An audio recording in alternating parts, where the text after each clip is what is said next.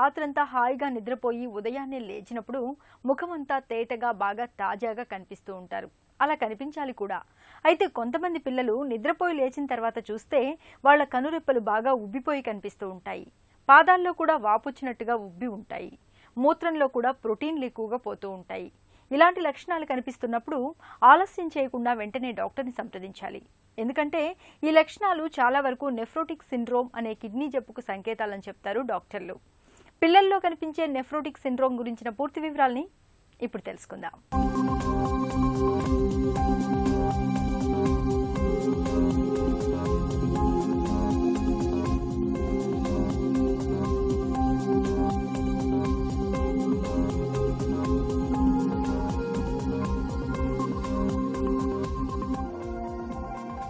కిడ్నీలు మన శరీరంలోని వ్యర్థాలను వడగట్టే ఫిల్టర్లు.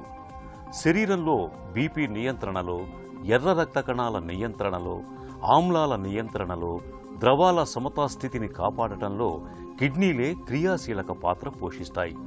అయితే మనం తినే తిండి వల్ల, అలవాట్ల వల్ల, వాడే మందుల వల్ల, కొన్ని రకాల జబ్బుల వల్ల కిడ్నీలు దెబ్బతిని రకరకాల చిక్కుల్లో పడుతూ ఉంటాయి.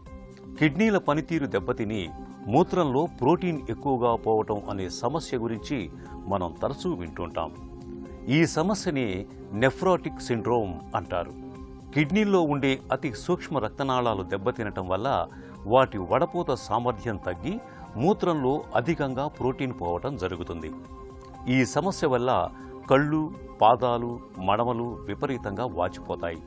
కిడ్నీల పనితీరు మందగించటంతో శరీరంలో ద్రవాలు పెరిగిపోయి బరువు కూడా పెరుగుతారు. మూత్రంలో ప్రోటీన్లు ఎక్కువగా పోవటం వల్ల మూత్రంలో నురగ ఎక్కువగా కనిపిస్తుంది. నెఫ్రాటిక్ సిండ్రోమ్ ఉంటే శరీరంలో ఇన్ఫెక్షన్లు వచ్చే ముప్పు ఎక్కువ. అలాగే రక్తంలో అడ్డంకులు ఏర్పడే ప్రమాదం కూడా ఎక్కువే. 2-3 సంవత్సరాల పిల్లల్లో చాలామంది ఒక్కసారిగా ఆడుకుంటూ పాడుకుంటూ జ్వరం వచ్చినట్టుగా, జలుబు దగ్గు వచ్చినట్టుగా చేసేసి తర్వాత 2 రోజుల తర్వాత 3 రోజుల తర్వాత కళ్ళు నెమ్మదిగా ఉబ్బిపోయినట్టుగా ఉండి, తర్వాత కాళ్ళు వాచినట్టుగా, తర్వాత నెమ్మదిగా కడుపంతా ఉబ్బినట్టుగా కనపడుతూ ఉంటుంది. తర్వాత పరీక్షలు చేసుకుంటే ఆ చిన్నపిల్లలకి మూత్రంలో ప్రోటీన్ చాలా పెద్ద మొత్తంలో పోతుంది. అయినా కూడా కిడ్నీ పనితనం చాలా బాగుంది. ఒళ్ళంతా నీరు పట్టేసింది, వాచిపోయినట్టుగా ఉంది. రక్తంలో కొలెస్ట్రాల్స్ చాలా బాగా పెరిగాయి. చాలామంది ఆశ్చర్యపోతారు, ఈ మూత్రంలో ప్రోటీన్ పోవడం ఏంటి, కిడ్నీ పనితనం బాగానే ఉందంటున్నారు, మరి అటువంటిప్పుడు కిడ్నీలోంచి మూత్రంలో ప్రోటీన్ ఎలా పోతుంది? చిన్నపిల్లలకి కొలెస్ట్రాల్ ఉండడం ఏంటి, ఇంత పెద్ద మొత్తంలో 500-600 ఉంటుందా? పెద్దవాళ్ళకి మాకే 200-300 ఉంటుంది, అది దాన్ని చెడ్డగంటారు. ఆ విధంగా చూస్తే ఈ పిల్లలకు ఉన్నటువంటి ఈ కొలెస్ట్రాల్స్, ట్రైగ్లిజరైడ్స్ 400-500 ఉండడం ఇంకా చాలా చెడ్డదవుతుంది కదా. బహుశా కొలెస్ట్రాల్కి గుండె జబ్బు వస్తుంది కాబట్టి ఈ కొలెస్ట్రాల్తో గుండె జబ్బు ఏమైనా వస్తుందా అనే గమ్మత్తైనటువంటి ఆలోచన విధానం చాలామంది నెఫ్రోటిక్ సిండ్రోమ్ ఉన్నటువంటి పేషెంట్స్ యొక్క తల్లిదండ్రులకు ఎక్కువగా ఉంటుంది. సో చిన్నపిల్లలకు వచ్చే ప్రధానమైనటువంటి కిడ్నీ జబ్బుల్లో ఒకటి నెఫ్రోటిక్ సిండ్రోమ్. నెఫ్రోటిక్ సిండ్రోమ్లో కిడ్నీ లోపల ఉన్నటువంటి ఫిల్టర్స్లో కొన్ని ప్రధానమైనటువంటి మార్పులు అంతర్గతంగా జరిగి తద్వారా ఫిల్టరేషన్ అవుతున్న ప్రాసెస్ సమయంలో కొంచెం ప్రోటీన్ లీక్ అయిపోయి జారిపోయి మూత్రంలో పోతూ ఉంటుంది.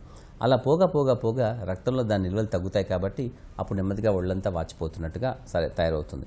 దీనికి తోడుగా రక్తంలో ఆల్బ్యూమిన్ కూడా బాగా తగ్గడము, కొలెస్ట్రాల్స్, ట్రైగ్లిజరైడ్స్ బాగా పెరగడం అనేది కూడా దీంట్లో ప్రధాన లక్షణాలు. సో నెఫ్రోటిక్ సిండ్రోమ్ అనేది పిల్లల్లో చాలా తరచూ చూసే విధానం. కొంతమందికి చిన్నపిల్లలకి పోస్ట్రెప్టోకాకల్ గ్లోమరుల్ నెఫ్రైటిస్ అని కూడా వస్తూ ఉంటుంది. అది కూడా చాలా దగ్గరగా ఉంటుంది. కాకపోతే ఏంటంటే దాంట్లో బీపీ చాలా బాగా పెరుగుతుంది, మూత్రం కొంచెం ఎర్రగా రక్త కణాలతో కూడి ఉంటుంది కాబట్టి కోకా కలర్డ్ యూరిన్ అంటూ ఉంటాం. అటువంటిది కూడా జరుగుతూ ఉంటుంది. మనకి నెఫ్రోటిక్ సిండ్రోమ్ అనేది చిన్నపిల్లల్లో 2 ఏళ్ల తర్వాత పై వారికి చాలా ఫ్రీక్వెంట్గా తరచుగా వస్తుంటుంది. 2 సంవత్సరాల లోపల ఈ నెఫ్రోటిక్ సిండ్రోమ్ వస్తే కొంచెం తప్పుగా ఉంటుంది, చాలా వరకు పేషెంట్స్కి రెస్పాన్స్ కారు. వీరిలో కూడా ఎవరికైతే నెఫ్రోటిక్ సిండ్రోమ్ వస్తుందో వారిలో కూడా కొంతమంది స్టీరాయిడ్స్కి రెస్పాండ్ అవుతారు, తొందరగా వాళ్ళకి మంచి అయిపోతారు. అలాంటి వారిని స్టీరాయిడ్ సెన్సిటివ్ అంటూ ఉంటారు. కొంతమంది ఏమి చేసినా కూడా స్టీరాయిడ్ అసలు ఎటువంటి ప్రభావం చూపించకుండా ఉంటుంది. దాన్ని steroid resistant or steroid unresponsive disease syndrome, nephrotic syndrome అంటూ ఉంటారు. మీకు అర్థం కావాల్సిన విషయం ఏంటంటే స్టీరాయిడ్స్ అనేది చాలా చిన్న మొత్తంలో పేషెంట్స్కి ఇవ్వాలి. ఇప్పుడు సైక్లోస్పెరిన్, టాక్రోలిమస్, మైకోఫిన్లేట్, తెరోలిమస్ లాంటి అనేక మందులు కిడ్నీ నెఫ్రోటిక్ సిండ్రోమ్ తెచ్చుకున్న వారికి మనం ఇస్తూ ఉన్నాం. అయినప్పటికీ కూడా చాలామందికి నెఫ్రోటిక్ సిండ్రోమ్ పట్ల అవగాహన లేదు, కాంప్లికేషన్స్ పట్ల ఒక అవగాహన రావటం లేదు. నెఫ్రాటిక్ సిండ్రోమ్ అనేక కారణాల వల్ల రావచ్చు. కిడ్నీ పనితీరులో కొద్దిపాటి తేడాలు వచ్చినా కూడా మూత్రంలో ప్రోటీన్ అధికంగా బయటికి పోవచ్చు. మధుమేహం వల్ల కిడ్నీలు దెబ్బతిన్నా, ల్యూపస్ అనే వ్యాధి శృతిమించి కిడ్నీలను దెబ్బతీసినా, కిడ్నీ రక్తనాళాల్లో అడ్డంకులున్నా, హార్ట్ ఫెయిల్యూర్ అయినా, కొన్ని రకాల ఇన్ఫెక్షన్లను నయం చేయడానికి వాడే మందుల వల్ల, అలాగే HIV, hepatitis B, C, malaria లాంటి ఇన్ఫెక్షన్ల వల్ల కూడా నెఫ్రాటిక్ సిండ్రోమ్ రావచ్చు. నెఫ్రాటిక్ సిండ్రోమ్ ఉన్నప్పుడు అధిక రక్తపోటు కనిపిస్తుంది. రక్తంలో ట్రైగ్లిజరైడ్లు కూడా పెరుగుతాయి. రక్తనాళాల్లో అడ్డంకులు కూడా ఎక్కువగా తయారవుతుంటాయి.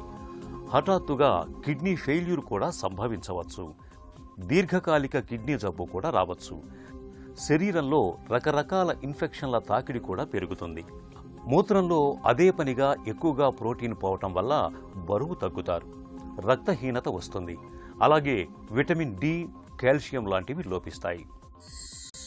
నెఫ్రోటిక్ సిండ్రోమ్ ఉన్న పేషెంట్స్లో ఎప్పుడైతే సీరం ఆల్బుమిన్ 2 కంటే తక్కువగా ఉంటుందో వాళ్ళకి నెక్స్ట్ కొన్ని రోజుల్లో కిడ్నీ పరమైనటువంటి శారీరకపరమైన కొన్ని అంశాలు అధికంగా వచ్చే అవకాశం ఉంటుంది. వాటిలో ప్రధానమైనది రక్తం గడ్డగట్టడము.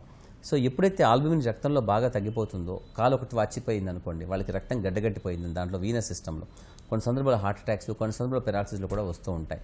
సో కాబట్టి మనం తెలుసుకోవాల్సిన విషయం ఏంటంటే నెఫ్రోటిక్ సిండ్రోమ్లో ఈ రకరకాల కాంప్లికేషన్స్ తొందరగా ఉన్నటువంటి మొదటి దశలో వచ్చే అవకాశం ఉంటుంది. అలాగే వాళ్ళని భయపెట్టిస్తూ పేషెంట్స్ అందరూ కూడా 400-500, 500 కొలెస్ట్రాల్స్, ట్రైగ్లిజరైడ్స్ ఉంటాయి. సో ఇంత పెద్దవాళ్ళు రోజు పలానా ఆహారం తీసుకుంటూ ఆల్కహాల్ తాగుతున్నటువంటి వ్యక్తికి వెళ్ళినటువంటి కొలెస్ట్రాల్ ఒక చిన్న పసివాళ్ళకి ఎలా వచ్చిందని ఆశ్చర్యం అవుతూ ఉంటుంది. ఇంకోటి అంటే మేము ప్రిస్క్రిప్షన్లో ఆ మందు కూడా చాలా మందికి రాయము. అటువంటిప్పుడు ఇంత పెద్ద మొత్తంలో ఉన్నప్పుడు ఎందుకు మందు రాయని అడుగుతుంటారు. అవసరం లేదు, కానీ మేము తప్పనిసరిగా కొంతమందికి మాత్రము ఈ మందులు అవి రాస్తూ ఉంటాం. కొలెస్ట్రాల్కి బరువు బాగా పెరిగిపోతారు. ఇక్కడ ట్రీట్మెంట్ ఏమిటంటే వాళ్ళకి పిల్లలకి స్టీరాయిడ్స్ ఇవ్వాలి. కానీ మీకు తెలుసు స్టీరాయిడ్స్తో రకరకాల కాంప్లికేషన్స్ వస్తాయి. వాళ్ళు చాలా లావైపోతారు, పొట్టిగా అయిపోతారు, గున్నుగా అయిపోతారు, ఎముకలు కరిగిపోతూ ఉంటాయి, రకరకాల కాంప్లికేషన్స్ వస్తూ ఉంటాయి. క్యాటరాక్ట్స్ కావచ్చు, షుగర్ రావడం రావచ్చు, బీపీ పెరగడం కావచ్చు, ఇవన్నీ కూడా. నెఫ్రోటిక్ సిండ్రోమ్ ఉన్నటువంటి తల్లిదండ్రులు కొన్ని తెలుసుకోవాల్సిన విషయం ఏంటంటే నెఫ్రోటిక్ సిండ్రోమ్ వల్ల ఇటువంటి కష్ట నష్టాలు ఉండవు. భయాందోళన చెందాల్సిన అవసరం లేదు. చాలామంది 90% మంది స్టీరాయిడ్కి రెస్పాండ్ అయిపోతూ ఉంటారు. అది కూడా చాలా తెలివిగా, చాలా తక్కువ మోతాదులో స్టీరాయిడ్ ఇవ్వాల్సి ఉంటుంది. కొంతమంది అదృష్టవశాత్తు ఒక 10% మంది రెస్పాండ్ అవ్వరు. ఆ 10% మంది పెద్దగా ఉండే జబ్బులోకి వెళ్ళే అవకాశం ఉంటుంది. కొన్ని సందర్భాల్లో నెఫ్రోటిక్ సిండ్రోమ్ని చాలా తప్పుగా డయాగ్నోస్ చేసే అవకాశం ఉంటుంది. కాబట్టి నెఫ్రోటిక్ సిండ్రోమ్ వాళ్ళు తెలుసుకోవాల్సిన విషయం ఏంటంటే అందరికీ ఒకే రకమైనటువంటి సూత్రం వర్తించదు. కొందరికి బాగుంటుంది, కొందరికి బాగుండదు. ఈ విధమైన నెఫ్రోటిక్ సిండ్రోమ్ వచ్చిన వాళ్ళు కనీసం 99% మంది చాలా బాగా అయ్యే అవకాశం ఉంటుంది. ముఖ్యంగా ఎప్పుడైతే సీరం ఆల్బుమిన్ 2.5 కంటే తక్కువగా ఉంటుందో వాళ్ళు తప్పనిసరిగా యాస్పిరిన్ కానీ కొన్ని మందులు వేసుకోవాలి. వాళ్ళకి హార్ట్ అటాక్ వచ్చే అవకాశం ఎక్కువగా ఉంటుంది. కాబట్టి సో నెఫ్రోటిక్ సిండ్రోమ్లో ప్రధానమైనటువంటి మందులు స్టీరాయిడ్స్, అలాగే మైకోఫెన్లేట్, టెక్రోలిమస్, సైక్లోస్పెరిన్ ఇలాంటి మందులు వాడుతూ ఉంటారు. సో ఇలాంటి మందులతో కొన్ని చిన్న కాంప్లికేషన్ ఉన్నప్పటికీ కూడా అదృష్టవశాత్తు నెఫ్రోటిక్ సిండ్రోమ్లో చాలా తక్కువ పీరియడ్లో మాత్రమే మనం ఈ మందులు పెడతాం. కాబట్టి దాంతో పెద్ద మేజర్ ప్రాబ్లమ్స్ వచ్చే అవకాశం చాలా తక్కువ. పిల్లల్లో కళ్ళు, పాదాల్లో వాపు కనిపిస్తే నెఫ్రాటిక్ సిండ్రోమ్ ఉందేమోనని అనుమానించి తగిన చికిత్స చేయించాలి. తిరగబెట్టే అవకాశాలు కూడా ఎక్కువగా ఉంటాయి. కాబట్టి డాక్టర్ పర్యవేక్షణలో సమస్య తగ్గేదాకా చికిత్స తీసుకోవటం ప్రధానం. షుగర్, బీపీలను నియంత్రణలో పెట్టుకోవటం, గుండె జబ్బులు రాకుండా చూసుకోవటం, కిడ్నీలను దెబ్బతీసే మందులు వాడకపోవటం వల్ల ఈ సమస్యను నివారించుకోవచ్చు.